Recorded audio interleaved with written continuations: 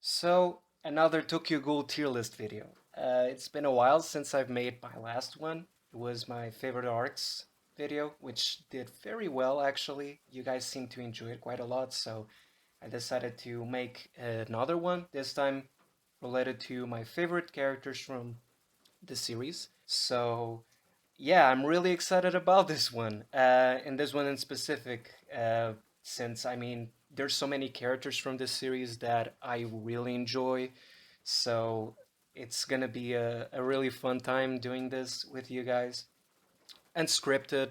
So if I mess up, pardon me, because yeah, I don't have any notes, I don't have any script made, so this is going to be completely blind. But before we actually start this video, I just wanted to the actual video. I just wanted to give a big shout out to Zaki Shady, and the reason for that is my Black Reaper and White Hair video, my White Hair Kaneki video, um, has been for a long time, at least at the time that I'm recording this, my most viewed and my most liked video.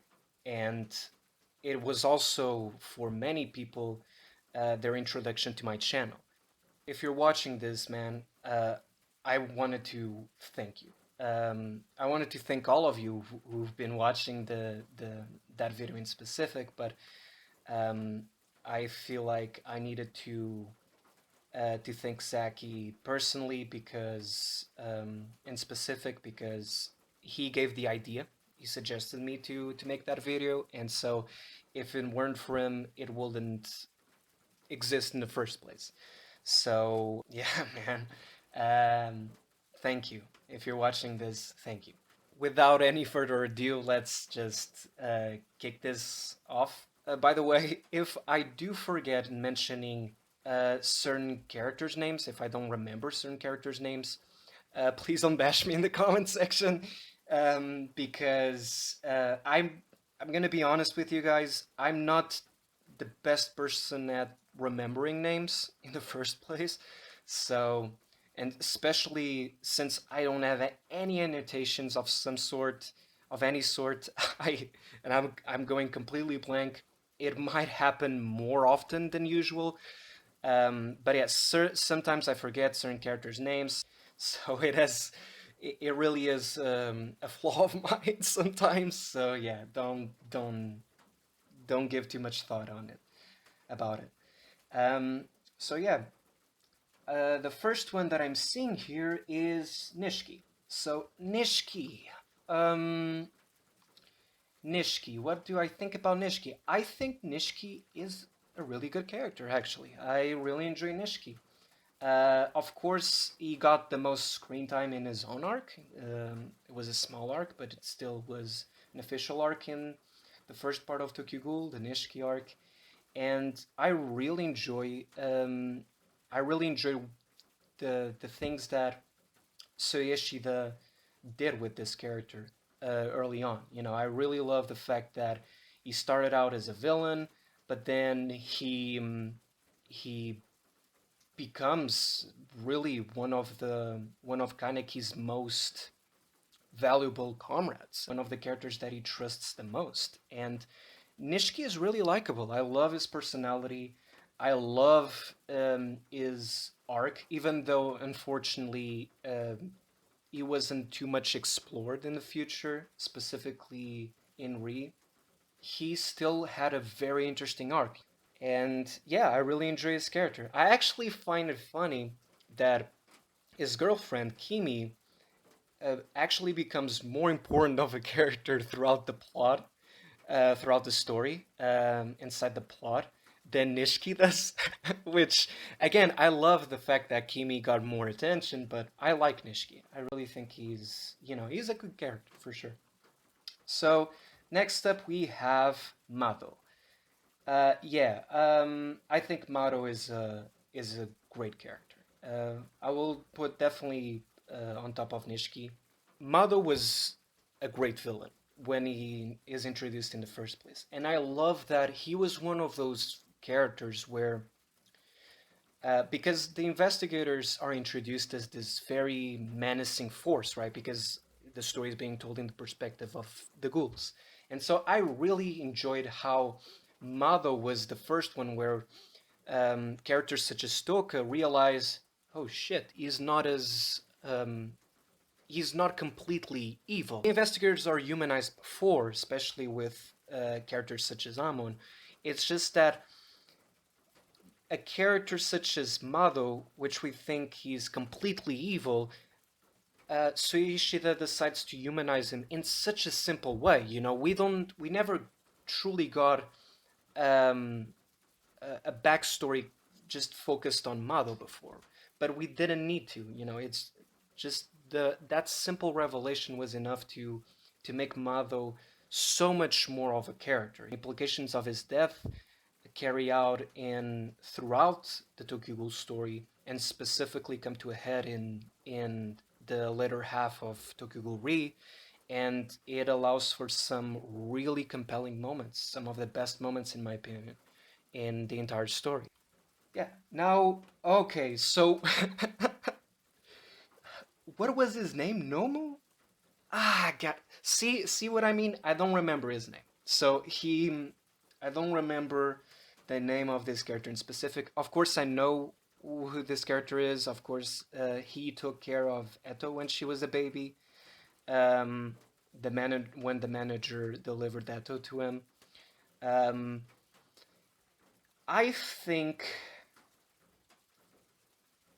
he was a forgettable character. I'm looking at this and I was like, I mean, I don't want to be too harsh about his character, obviously, but the way that I did this, I didn't make like a fine category. So, um, but yeah, you know, I don't mean it in a very negative way. It's just that, yes, his introduction was great when he faces Yomo, Tsukuyama, and Uta for the first time. It was a really cool fight, and it was a cool introduction, and he was definitely one of the most powerful villains. Of course, he killed Shirazu, my boy. um, but yeah, he was just a monster basically. Those are my I don't have much to say really. um, all right, so Hide, of course, Hide, one of my favorite characters. I mean, he is GOAT. You guys know what the deal is. He is one of the best characters in my opinion. He's such a good person and such a good friend. I mean, everything that he does for Kaneki, it's just I mean, he's just the best, man. What can I say? He is just the best, you know. He's best boy. He's husbando material. So, Uta, I'm between putting him in the good character category and lost potential category. I think Uta is a great character. I love Uta. But you know what? I'm gonna put Uta in the good category. Now, I have problems with this character, and the reason why I don't necessarily put him in the lost potential category is because it wasn't necessarily the fact that he had more potential to him. It was just the manner in which he was written. I don't know if I'm making any sense. I love Uta before, and I'm glad that Ishida gave him um, some development with his characters, specifically tied to Yomo as a character. I just feel like it was incredibly rushed, which was unfortunate. It felt so forced that at the end he becomes sort of a villain. You know, he's like as he explains to Yomo, he's doing what he's doing with the clowns because he just wants to have fun. He wants to see the world destroyed, and it's like all of it. His motivations were just introduced out of nowhere, and his confrontation with Yomo could have been much more impactful if we just had a little bit more time to breathe. Because with Yomo we had that, but with Uta we never really got that. Okay, Amon. Of course, I'm going to put him on good. The resolution of his arc was a little bit rushed, but again, I still love Amon. I still enjoy Amon's character a lot. The manager. Of course, I'm going to put him as good. He is one of those characters that he was so kind, and yet there was a whole story before he becomes the person that he does, and his final moments are just they're really emotional, and it's really sad that he never came back. He's such a warm character. Inami. Um, Inami, I'll put it in good. Um, I don't know. Should I put her on top of Amon? I like Hinami more than Amon, actually. Um, and Hinami has a lot to her character as well. Of course, similar to Nishiki, I think her strongest moments are definitely in her own arc, the first arc that she's introduced. But she's definitely the strongest early on. I think she could have definitely had a bigger role in the story, but the moments that she had, I'm very satisfied with it. It's not like I'm like incredibly disappointed that she didn't have more to her. No, I enjoy her character, and I love her arc. I love the fact that she doesn't, even though so many bad things happen to her, she never succumbs to hate, and she is one of those very hopeful characters. Even when she joins an organization like Auguri, she doesn't do so out of spite or anything like that. She joins Auguri because she wants to become stronger for the sake of Kaneki, similar to Kaneki. Again, could have had a little bit more to her, but I still really enjoy Inami as a character. So, yeah. Alright, this next one, who is she? Now, this is the character because, I've looked a little bit at the other characters here on the tier list. This character, I'm not quite sure who she is. Is she the wife of the manager? I think she is. I mean, probably, right? I mean, I guess she's a good character. I enjoyed her. I mean, I wouldn't say she's forgettable because she does play an important part in the manager's story. I remember her, right? She's not forgettable. I mean, Nomu, I think it's his name. I don't remember. Um, I think I remember him as well, but the only reason why I don't put her in the forgettable category is because she was an important piece to the whole thing. I mean, if it weren't for her, what she tried to do, her whole thing of eating human flesh in order to give birth to Eto, Touka probably wouldn't have done the same. Yeah, I mean, she sort of had an important role to play after all, so yeah. Juuzou, of course, goat. I don't have much to say about that. I do think he in this case, that he is a more well fleshed out character than Ide. But yeah, shit. I mean, goddamn, it's Juzo, right? I don't have much to say about him. He's just one of the best. I love his personality. I love his development. I love how his arc changes. I love how he starts in the story and how he ends up. I love the fact that he occupies once Arima is gone, he occupies his place. It's just so perfect. So yeah, I love Juzo as a character. Next up, we have Ayato. I think this is Ayato at the end of the Rize storyline. Hayato, I think, is a good character. Um, Unfortunately, he got sidetracked a lot in Ri. He was still doing things, but uh, he wasn't. Well, in the first part, he wasn't as prominent as well. So I guess we have that as well.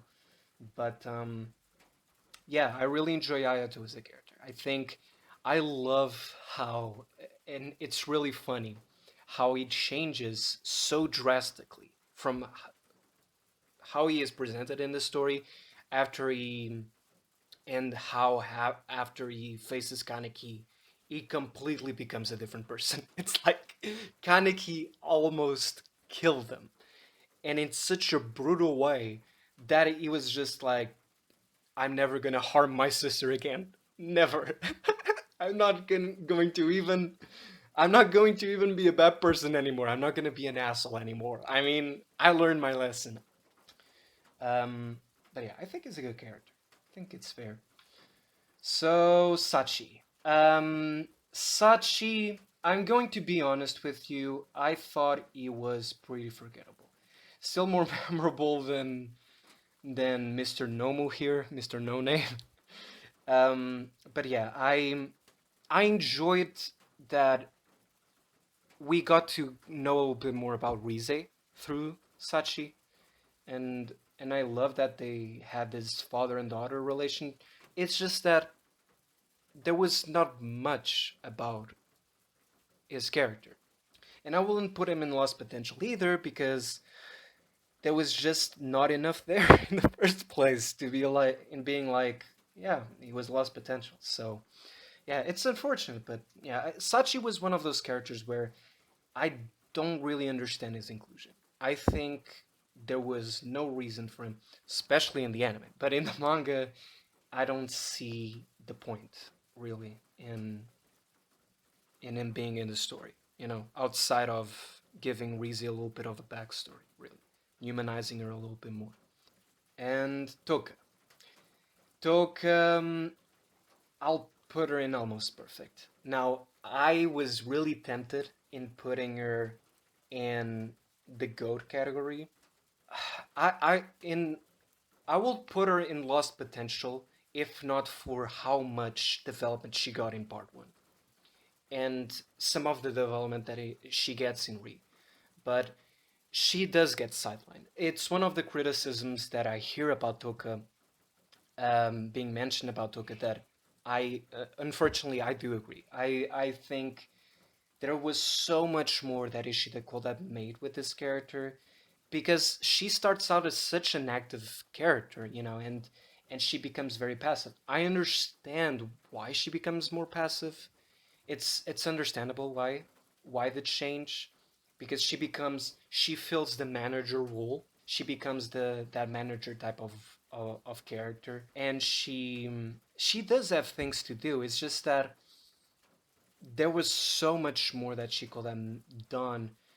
And again, the reason why I don't put her in Lost Potential is because I love everything that was done with her in most of part one. That's the only reason. It's a little bit like Hinami, you know, a similar situation to Hinami. Um, the stuff with her in part one was so good. It was so good that I'm like, yeah, okay. I'm not going to put her necessarily in Lost Potential. Although you could make the argument that she should absolutely be in Lost Potential because of that, because her parts were so good. And I'm probably going to contradict myself with some characters that I put in the Lost Potential. So, such as Rize. Now that I was looking, I was like, oh, Rize. Rize. Oh, Rize. The only part of Rize that we got to see was the psychological version of Kaneki's mind, you know, the way that Kaneki perceives Rize. And Rize's moments, those moments in the story, are the best. Are the best moments in all of Tokyo, in my opinion. Hands down. But we never got to see more of her outside of that. We never got to see Rize being humanized. We sort of get that towards the end, but to me, seeing that final moment where Kaneki has to kill Rize in order to destroy Dragon, it was incredibly tragic, and I understand where Ishida was going with her. She was supposed to be this super tragic character. You know, the reason why she doesn't appear as much is because, and the only times she appears, she is seen as an evil part of Kaneki's mind, or uh, this hollow, this shallow being that doesn't have a will of her own. but I wish that we got to see a little bit more of her backstory, and it actually goes hand in hand with Furuta as well, because we get to see that Furuta and Rize actually share some story. The same thing with Sachi. I think we got. I understand that Ishida wanted to make her mysterious, but I feel like she could have been a little bit more humanized through these two characters. I think we could. I wish that we had more with her, honestly, because there is so much potential with Rize. There really is, and again, I understand what Ishida was trying to do. I just personally, I wish that we saw more. But that's again, that's just my personal opinion. So, oh God, see what I mean? I don't. Shinohara, right? I almost forgot his name. Shinohara, Juuzou's father figure, of course. He is great. I mean, and I love that out of all of the characters, I'm probably going to put him side by side with the manager. Yeah. Out of all of the characters, Shinohara was the one of the few human characters who understood what the manager was talking about. He was like, maybe we can, we probably could coexist with ghouls. It's just that the way that things are, it's impossible. And I love that Shinohara can be very serious when he needs to, but he also can be very compassionate. And I love how kind and how understanding Shinohara was towards Juuzou. Out of all people, Shinohara was the only one who could change Juuzou because he was the only one who gave him a shot. Everyone else saw him as a weapon, similar to Arima. He was more of a weapon as someone far away than an actual human being, an actual person. Because obviously, because of Juuzou's past, people couldn't understand him, but Shinohara could. He was the only one who tried at least, and it allowed for some of the most beautiful moments in the story, definitely. Now, is this Ayato again? What the hell? These are both Ayato, right? They are. What the hell is going on? So we have Ayato twice. Ah, no, no, no, no, no, no, no. Forget it. Forget it. Don't listen to me. Don't listen to me. I don't remember her name, but yeah, she is the leader of the dogs, the the organization of ghouls who wear dog masks. Alongside the guy who also don't remember his name for some reason, who is the leader of the monkeys, right? She worked at Anteku. Yeah, I remember. Was it Uzumi? Izumi? I don't know. I can't recall. Yeah, she was. She was fine. I don't want to say she was forgettable.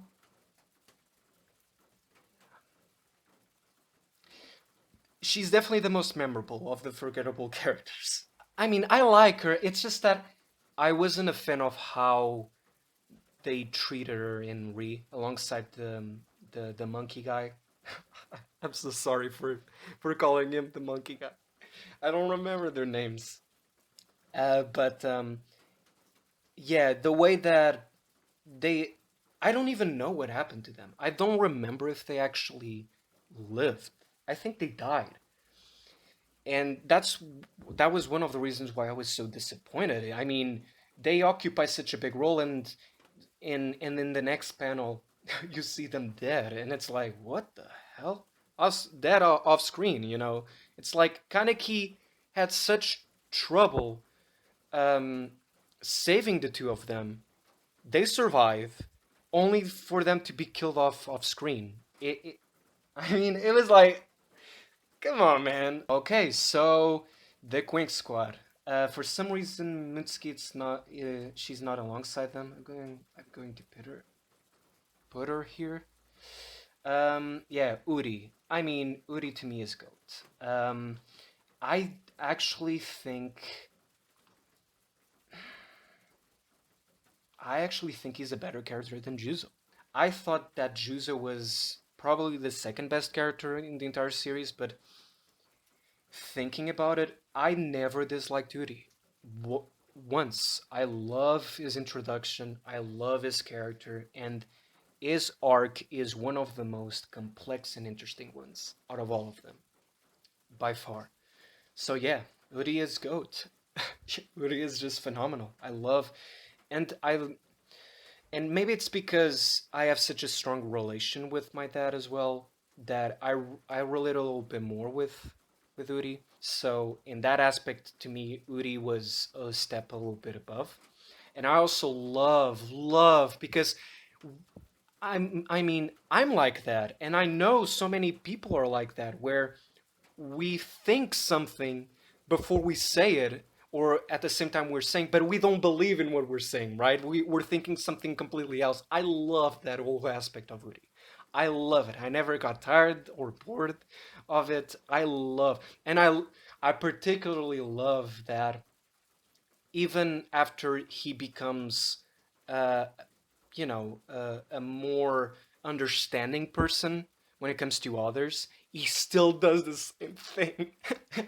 And I love it. Of course, it's way more subdued, but I really enjoyed that Ishida still kept that trait alive because it is a trait of him. It is a trait that makes Uri Uri, and very rarely have I seen it something like it, such a personality trait being portrayed in the way that it has, that Ishida did portray in the story. It's very unique to me. Saiko, she's almost perfect. I mean, I don't. Should I put her in gold? I'm like, I love Saiko. I think she's one of the best members of the whole Queen Squad. She's amazing, man. But I'm like, do I put her above Touka though? I mean, she's almost perfect because I will put Shirazu in almost perfect as well. Even though I love everything about Shirazu, and I could easily put him in GOAT. I mean, his death was one that almost broke me. Out of all of the deaths in Tokyo Ghoul, Shirazu ones was devastating. But but yeah, I think almost perfect is quite there. I have no problem with their arcs, but I still wouldn't put them at GOAT, really. Mutsuki, I'm going to put her in GOAT. Honestly, I don't know if she's better than Juuzou. I'm not going to put her above Juuzou, simply for the fact that I feel like there was no redemption left for her. Um, I th- I think she should have gotten a tragic ending. Again, personally, I was happy that Ishida gave her room for redemption, and it makes sense. It sort of makes sense, but she becomes so crazy. She does so many fucked up stuff, and it's not like it like because Juzo does some fucked up stuff as well. I will argue not quite the same level as Mutsuki. They're very similar in certain aspects, but Mutsuki is definitely crazier. It's just that I feel like with Juzo it was more gradual. With Mutsuki, it was again like characters like Amon. It was very rushed. It was a little bit rushed, I would say. So, but everything else, she has one of the best moments in all of the story. I mean, her revelation, that chapter, I was mind blown because in the anime it was completely, it was gone. If you are an anime only watcher, you have no idea what they do with Mutsuki. They take a huge chunk of her character development, which makes her one of the absolute best characters in all of the stories. So, Naki,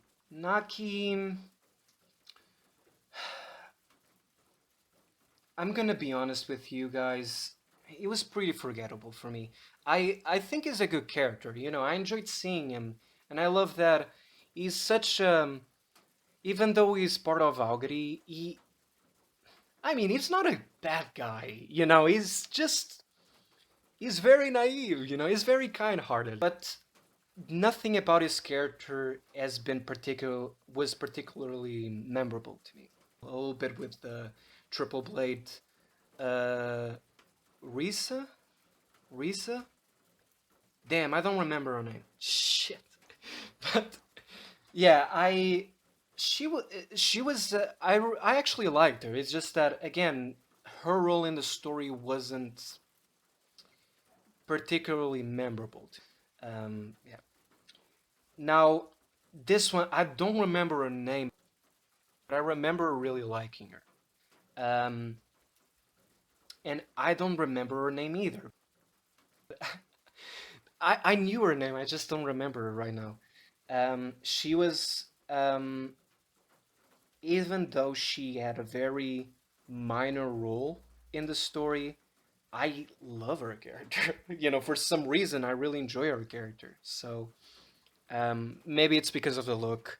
She is kawaii as fuck, even though she's basically a tsundere. But I enjoy I enjoyed her. What can I say? Donato Purpura, the priest, obviously. He was pretty forgettable for me. No, to me, he was a bad character. Not only just he didn't do anything, he didn't do much to win me over, but I was disappointed that he was basically evil. And I don't buy at the end the fact that he cried for Amon. I understand it's like he realizes his feelings for Amon at the very end, at the moment of death. And maybe he always had those feelings just repressed, right? He just never shared them, obviously. Now, I don't remember these two next characters' names as well. God damn it, but they're very important. This one was the twin sister with the white hair.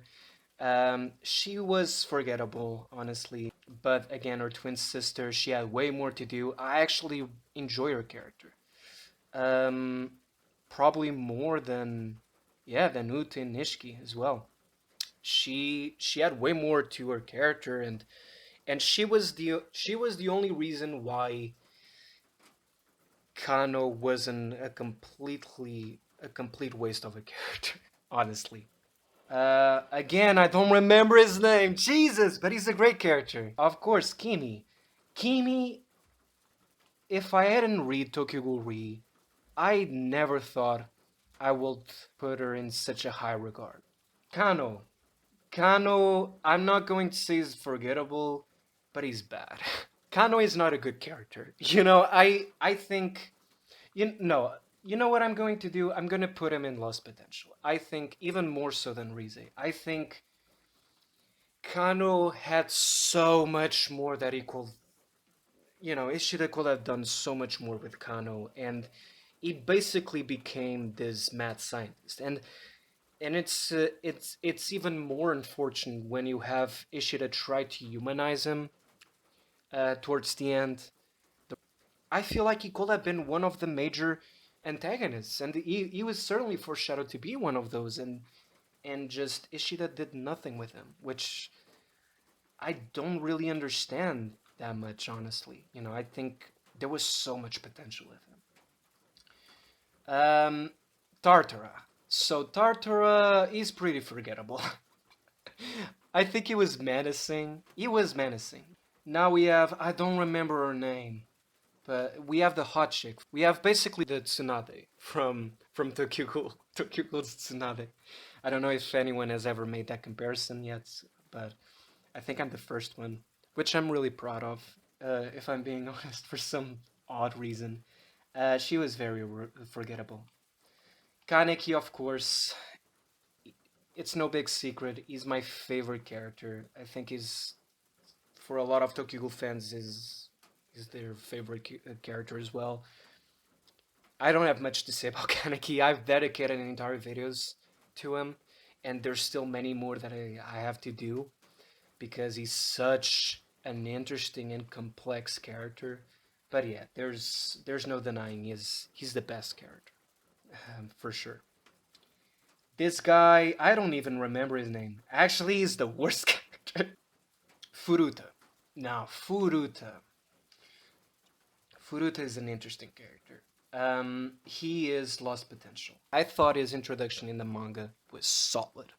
I really liked his introduction in the manga. Um, and I do think he was much more subdued, thankfully, in the manga than he was in the anime. In the anime, I hated Furuta in the anime. I did. I didn't like the fact that he was this goofy, constant goofy character. He was in the manga as well, but it was much more subdued. He's supposed to be the ultimate antagonist, and yet he is just ridiculous. He's just so over the top. It's so cringy. But even though we got to see a little bit more about him being a little bit more fleshed out in the manga, he's still. I was expecting Nishida to do more with him. I couldn't understand his goals. He is one of those characters that maybe uh, in a couple more years I'll change my mind if I analyze him further. But right now, I don't understand his character. I don't understand his goals. I don't understand. I feel like he could have easily served as a great contrast between um, contrast to Kaneki as a character, but it just didn't reach the heights that I was hoping for. Eto, of course. I mean, she she was almost perfect. Um, she was almost perfect. She could have easily been the goat. I just, and again, maybe this is my own personal opinion, persuading me, but I think Eto should have been one of the last antagonists of the story. I hate the fact that Furuta took her role because it seemed like Ishida was building towards Kaneki and Eto being the two keys, into changing the world, right?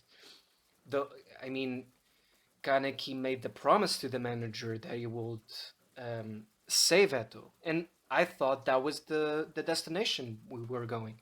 I enjoyed the direction that Ishida took her character. I just feel like she did so many bad things, and it's like at the end she is portrayed um as a positive figure when she was a villain. She you understand where she comes from, of course, despite her being incredibly mysterious. But yeah, I feel like she could have easily been goat if it should have stuck with her being the villain, the main villain. But again, that's really you can tell me, but that comes to your own expectations. Okay, fine. I understand that. I can understand that. I Obviously that really comes down to my own personal opinion. So, Arima, he is um, he's also an almost perfect character for me. I love Arima. He is one of those characters that Ishida portrayed as very mysterious, where I I was very happy that we only got to know more about him towards the end. Of course, taking Tokyo Ghoul Jack out of the equation, um, we truly get to see Arima's true colors in his death, and I thought it was perfect for his character. It just because he was always meant to be this godlike figure, and so the fact that Ishida humanizes him so much towards the end, I loved it, and I love his relation with Kaneki, particularly him as Rize. I love that whole thing, and he was the father figure that Kaneki sort of needed. It wasn't perfect, but yeah, man, I it was an incredibly important. Even though he didn't have much screen time to him, he was essential. He shaped everyone. He was truly the one-eye king. This guy, I remember this guy. I don't remember his name. Now we have Inami's mother, of course. She was great. She wasn't forgettable because obviously her death was one of the most impactful moments in the entire story. So of course, um, I'm always going to remember that. So yeah, she's definitely a good character. I don't remember her name as well. Tsukuyama, of course, goat. What can I say? He's one of the best characters by far. Um, it actually is. He's Simple Weep's favorite character. Akira Mado, one of the best characters. She was almost perfect. I feel like she was absolutely one of the best characters. I wished she had more to do at the end. She really became very passive after she got wounded. I was looking at here. Takizawa is in here as well. Wow. Takizawa is also, I will put him in almost perfect. Just wish that he had more to do towards the end. But I love his character as well.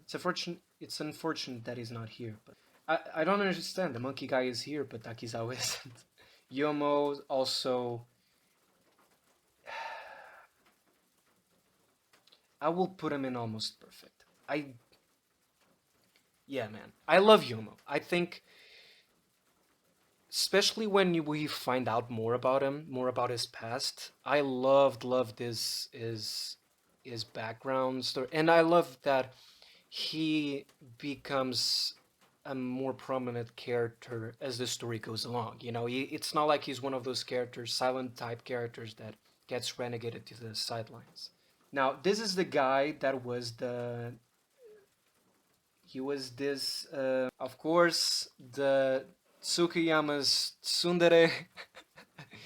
uh, we find out that is actually a she, Karen. I didn't think he was a bad character. I actually enjoyed him. He was way more interesting than I thought he would be. Of course, the big gun, Jason. He was a great villain for Kaneki, and of course, he is part of the one of the most iconic scenes from the whole story. But yeah, I never thought Jason is good. He's not forgettable whatsoever. It's just that he doesn't particularly stand out as much as other characters. Oh shit, Banjo. Banjo is pretty great. I mean, I'm definitely going to put him. Is he better than Nishiki? I'll put him here. I think it's fair. He was a good character. I liked him. He was a good dude. What can I say? He was a good dude. And ultimately we have the most cringe character in all of the story. I'm sorry, man. I didn't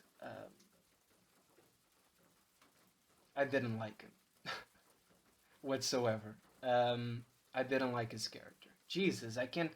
God damn it! Put him here. Okay. I didn't like his character. I think I like Donato Purpura more than him, if I'm being honest. Um, he was very over the top. There are over the top moments in Tokyo Ghoul for sure, but he was just too much, especially towards the end. I mean, he's wearing his underwear and fighting with.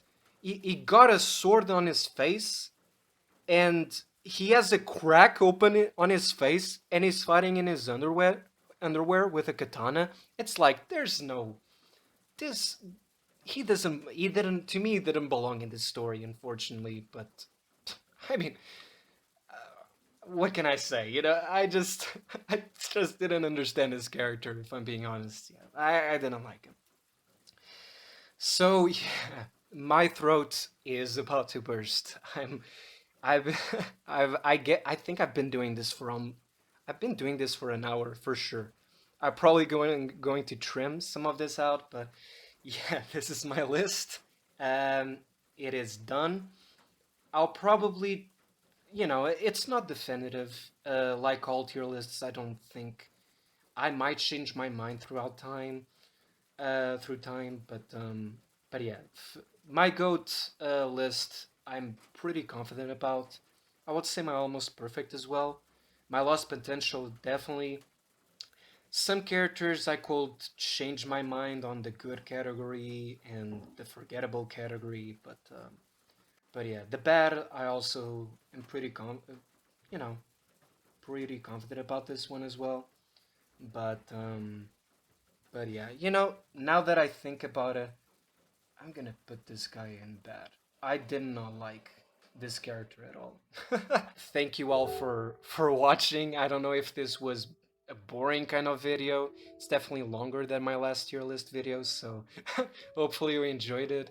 I don't know what to expect with these kinds of videos. It's just they're made more for fun, if I'm being honest. I hope you guys enjoyed it. I hope I wasn't too boring that I was able to captivate you guys to some extent. And yeah, thank you all for watching and for sticking around. And hopefully, I'll see you in the next video. Please take care, stay safe, and stay well. I'll see you then. Ciao. Matane.